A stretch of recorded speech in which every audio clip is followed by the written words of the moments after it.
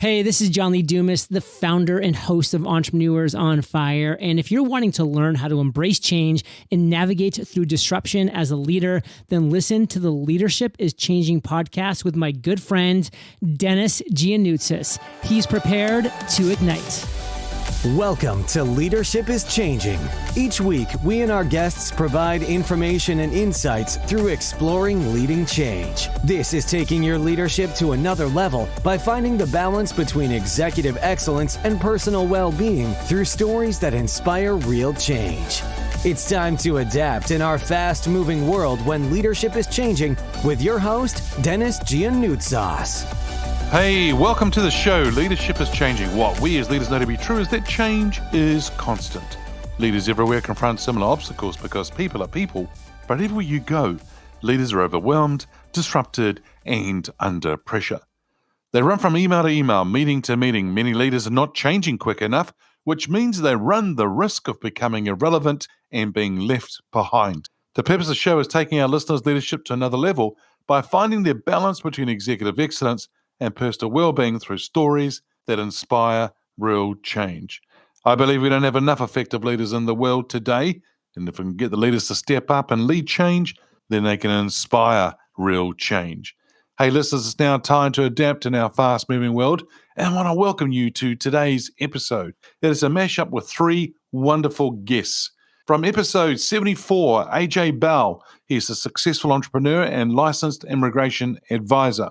From episode 76, Allan Birch is a senior executive and a sustainability consultant. And from episode 77, Nader Luthera. Nader is the founder and product owner of many kind of organizations and products that he's actually created. And each one of these guests shares some wonderful insights. Hey, listeners, if you haven't already checked out the Facebook group or the LinkedIn page, Leadership is Changing, we would love to see you there. But what I want you to do now is get your pen and paper ready, take some notes, because these three guests share some wonderful insights. And here they go.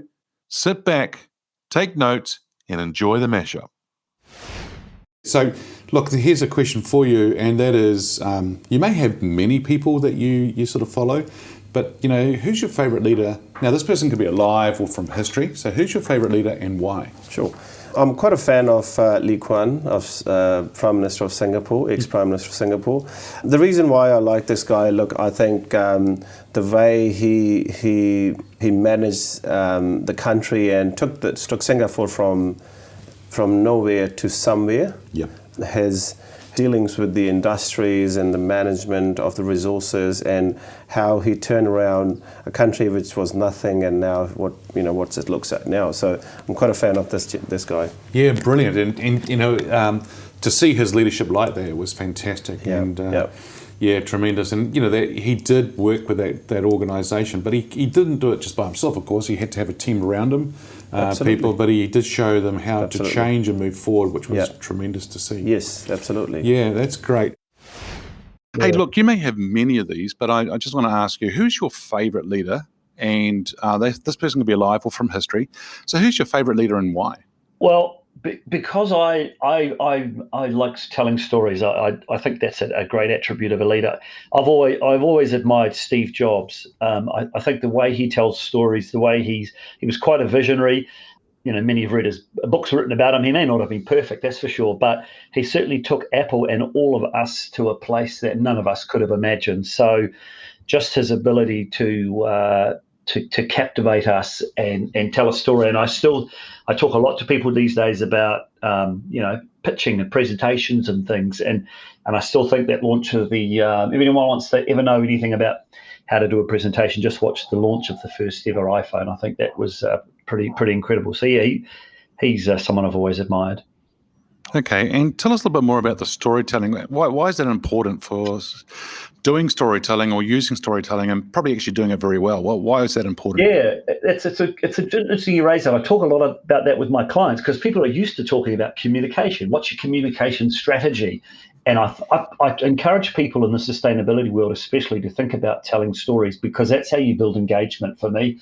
and building. And it's so critical in all leadership roles, but particularly in the sustainability world where you're trying to bring groups of stakeholders along with you, that you can tell a story that engages people's imaginations and helps them understand, what they can do or what you're doing, and be persuasive about the story you're telling. And it doesn't have to be. This is one of the mistakes some people make, leaders in sustainability, is that they think they need to have all of the solution developed. And my advice to people is to just start telling stories as soon as you've got them available, provided it's part of a broader plan and you know where you're headed. Bring people along, be authentic, and share your stories as soon as you can. And that applies to leadership. People will follow you for sure if you show your authentic, natural self and have the confidence, even if you're not perfect, to tell some stories. So yeah, I think it's an underrated skill that we all need to do more of. Yeah, and I like how you talk about the authentic side of things, because I think, people can start telling stories, but I mean, there's stories and there's stories. I mean, if you're authentic, that's great because people can see right through if you're not being authentic. But I really like it. So tell stories to build engagement, so engaging people in their imagination. And I know that, even when we're kids, or even if those who have got kids, they love to hear stories. And so why? I mean, I think it's taking them on that emotional journey, is taking them on a journey. Yeah, and if we can connect people that way, it's fantastic. You think about, in a social situation, the friends or people you meet who are the most interesting for you to be with, they're the ones that are storytellers, sitting around having a beer or sitting, all the social time, this time of the year, it's the storytellers that have the people standing around listening to them. So it's really cool. I love it. Yeah. Yeah, so it's an art, as Allan's saying, team, and so get really good at it and utilize it. I don't think it will be like within 5 minutes you could probably have it done perfectly, but you've got to start somewhere. And as Allan's saying, start telling the story and practice at it, because I think it's a very, very important skill for sure. Hey, I think you sort of alluded a little bit before about some leaders that you've been around and so forth. So the question here is, and there may be several, but I just want to ask you to think of one. Who is your favorite leader? Now, this person could be alive or from history. So who's your favorite leader and why? I'm going to break the rules, Denis. I'm going to mention 3. So wow. I'm not sure if that's allowed, but I can't think of one, because these 3 have probably made a huge impact to me personally and professionally. So my first is Walt Disney. He's somebody who'll always be remembered as not just a leader, but someone who's created this lifelong intergenerational impact to billions of people through his cartoons and animations and imagery, and then the theme parks and everything he's done. And then the second one is Chuck Feeney. Not sure if you're familiar with Chuck, but he's a billionaire who donated all his wealth before dying. So he's not a socialist. He's a hardcore capitalist, but he really believed in driving social change and helping create more opportunity and equality with his wealth. Yep. And then the third is I don't think I'd be allowed to finish this podcast if I didn't mention my father. So he's been a huge inspiration for me and continues to be that way. Incredible values of hard work ethic, equality across humanity, treating our planet with love and respect, being generous, giving back, being kind, all of those sort of values that I've been fortunate to learn from him and hope to continue to aspire. Wow, 3 fantastic examples. So thank you for sharing. And good on you for breaking the rules, because I think that's what you do as a leader too, right? I mean, the rules are rules, but I mean, you always have to look at where you can push the boundaries for sure. But 3 of the ones, 3 people that you've chosen, selected and shared with us, fantastic. So good on you. Well, listeners, that's awesome. What a wonderful episode with the 3 different guests. And of course, there's always someone who's going to have multiple leaders that they like, as their favorite leaders.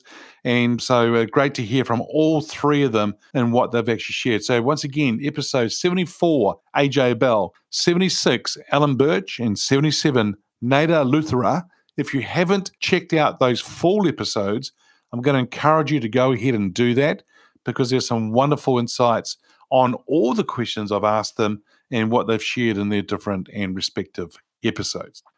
All right, team, if you haven't already checked out the Facebook group or the LinkedIn page, Leadership is Changing, love to see you come along and join those different platforms. Also, love you to share the podcast and in particular, maybe this episode here, but the podcast in general, with 3 other people. If we can get this podcast out to others and we can impact others through the voice of impact and helping others understand leadership is changing and what they might need to do going forward, then it's going to be a great thing. So team, listeners, please go out and actually share this podcast with others as well. So listeners, what we as leaders know to be true is that change is constant. Change is incredibly scary, especially with the unknown and unfamiliar territory. It's time to adapt in our fast-moving world when leadership is changing.